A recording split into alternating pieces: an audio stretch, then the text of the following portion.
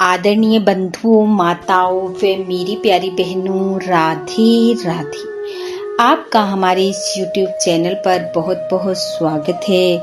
बंधुओं, आज हम इस वीडियो में ठाकुर जी व उनकी एक भक्त की कथा सुनेंगे, जिसे सुनने सुनाने से ठाकुर जी की कृपा से मनुष्य की हर जरूरत पूरी होती है। कथा कहानी सुनने के बाद यदि आप हमारे चैनल पर नए हैं तो कृपया हमारे चैनल को सब्सक्राइब करें, बेल आइकन को प्रेस करें ताकि हमारी वीडियो की नोटिफिकेशन सबसे पहले आप तक पहुंचे। वीडियो को शेयर व लाइक भी जरूर करें। कथा कहानी के अनुसार एक नगर में ठाकुर जी की एक भक्त रहती थी। धन के मामले में तो वह बहुत गरीब थी, लेकिन हरि भक्ति से वह बहुत अमीर थी। उसके पति का देहांत हो चुका था और वह अपने 2 छोटे छोटे बच्चों के साथ रहती थी। भगवत भजन करते हुए, हरि कीर्तन करते हुए वह मेहनत मजदूरी करती और इससे अपना व अपने बच्चों का पेट पालती।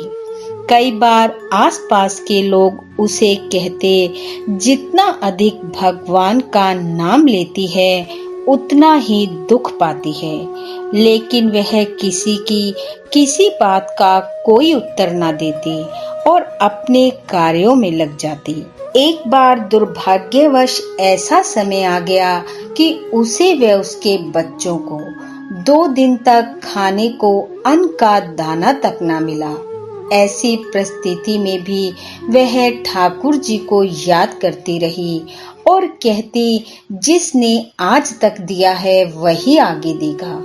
उसके मुख से निकलते ये शब्द वहां से गुजर रहे एक नास्तिक अहंकारी व्यापारी ने सुन लिए और वह मन ही मन सोचने लगा कि बच्चों सहित भूखे मर रही है, लेकिन फिर भी उस भगवान जिसका कोई अता पता नहीं है, उस पर आस लगाई बैठी है। उस व्यापारी ने सोचा, क्यों ना कुछ ऐसा किया जाए जिससे इसकी आस्था खंडित हो जाए। ऐसा सोच वह व्यापारी अपने घर पहुंचा। जाकर उसने अपने नौकर से कहा कि यह भोजन और राशन पास ही झोपड़ी में रह रही उस गरीब स्त्री को दे आए।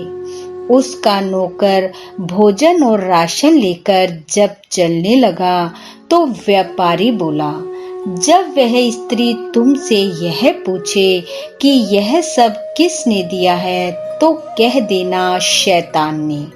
व्यापारी की बात सुनकर वह नौकर घर से चल पड़ा और कुछ ही देर में उस गरीब स्त्री की झोपड़ी में पहुंच गया। जाकर उसे भोजन और सारा राशन का सामान दे दिया। भोजन पाते ही वह स्त्री प्रसन्न हुई।